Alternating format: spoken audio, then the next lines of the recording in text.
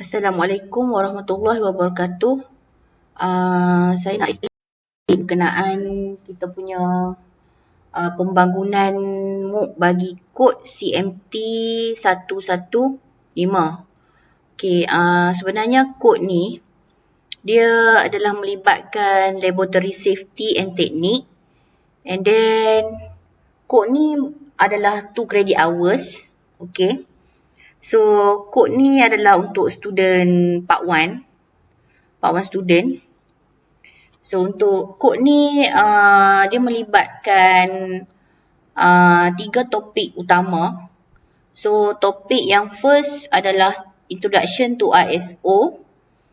So, yang ni saya dah buat sedikit penambahbaikan di bahagian type of ISO ni, sebabnya saya nak fokuskan yang berkaitan dengan chemical industry lah, sebab student-student yang belajar kod ni adalah student-student diploma industrial chemistry. So saya dah ubah sikit, saya dah buat curriculum review sikit dalam syllabus ni. So yang ni kita akan pakai kemungkinan next semester. So sempatlah untuk kita bangunkan konten tu. Saya buat penambahbaikan, saya tukar yang sedia ada dulu 19,011 tak silap saya. So saya tukar kepada 9,001, yang ni saya tukar kepada 45,001. And then untuk part ni, saya rasa yang ni adalah berkaitan dengan, saya dah bahagi kerja, dah bagi gerak kerja kat sini. Okey, untuk part ISO, kita tengok kat sini, ni kita punya ahli ya. Okey, untuk part ISO ni, saya dah bahagikan kepada wakil daripada NRG SHE, iaitu Encik Muhammad Yusri dan juga Encik Rozaimi.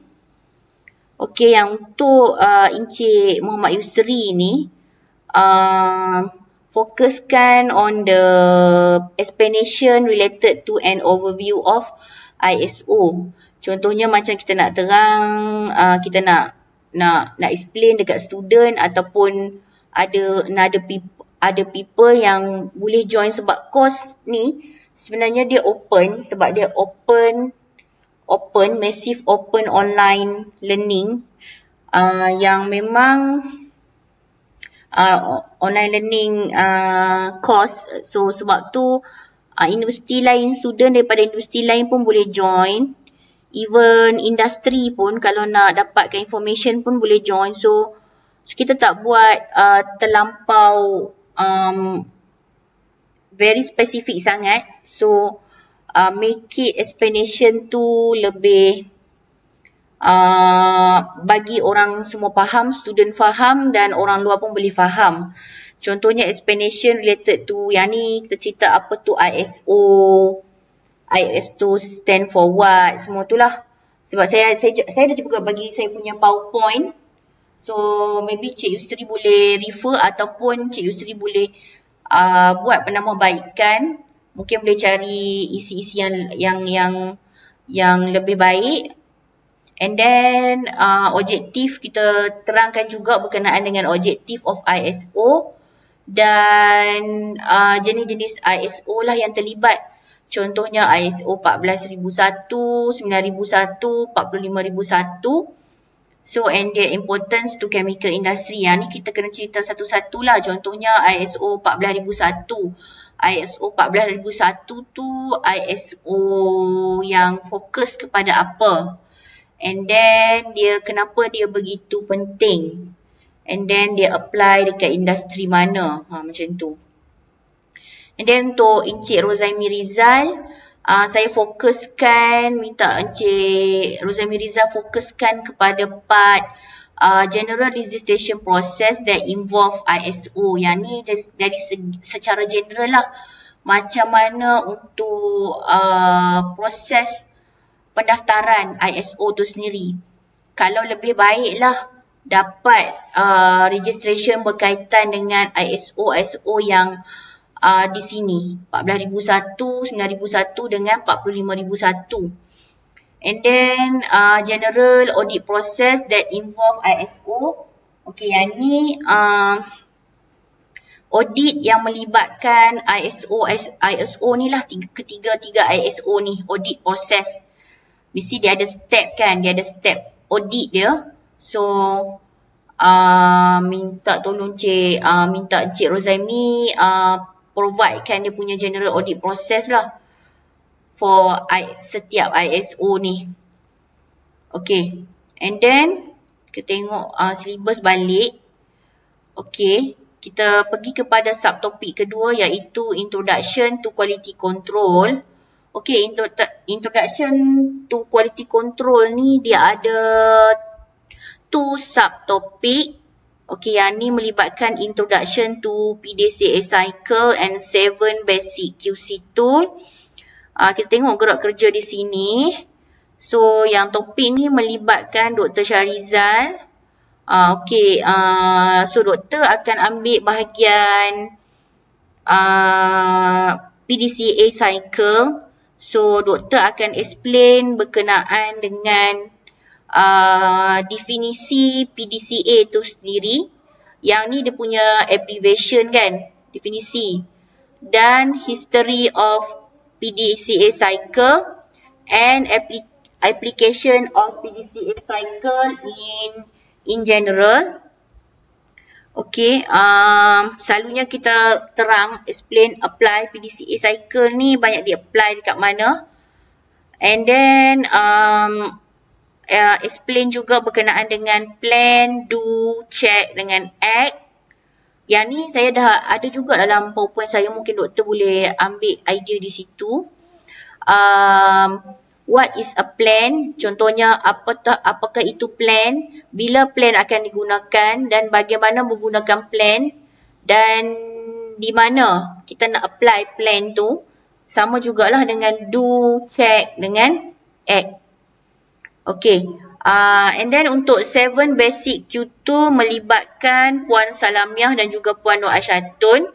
So untuk Puan Salamiah, kita akan fokuskan berkenaan dengan first kena buat introduction sikit lah. Introduction contohnya apakah itu basic QC tool, what is the basic of QC tool tu sendiri. Cerita lah serba sedikit macam mana terhasilnya QC tools tu, and then the definition dia. And then 7 basic QC tool ni melibatkan apa tools dia. So yang B ni lebih kepada dah narrow down on the graph and the Pareto chart. Asalnya sini Puan Salamiah boleh tengok juga saya punya PowerPoint to get some ideas from there. And also akan buat juga explanation dari segi definition of graph, what is graph, and definition of Pareto chart, application Pareto chart dengan graph ni apply kat mana, and then advantages dia, and then problem solving related to graph and Pareto chart. Better dekat sini boleh bagi soalan kat student ni, kita boleh buat learning activity nanti, soalan yang berkaitan dengan graph and Pareto chart. Yang ni pun saya ada kongsi dalam drive saya, tak silap. Saya tak ingat, boleh check juga contoh soalan yang berkaitan dengan graph dan Pareto chart. Okey, bagi Puan Nur Asyatun, okey, untuk yang ni melibatkan 7 basic QC tool yang melibatkan histogram, cause and effect diagram.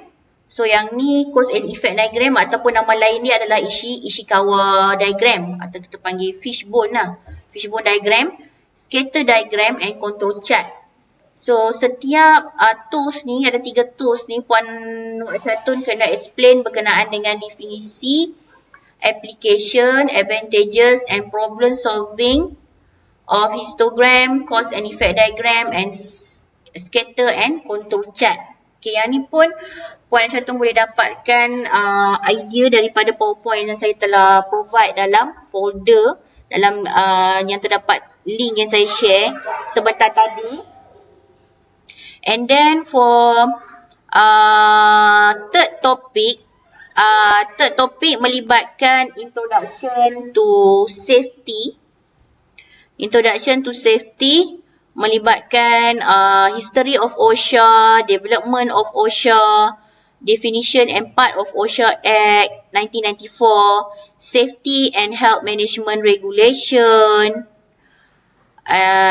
Yang ni kejap kita tengok. Yang ni saya rasa melibatkan Encik Badrul daripada NIOSH. Kejap ya, Encik Badrul mana ya?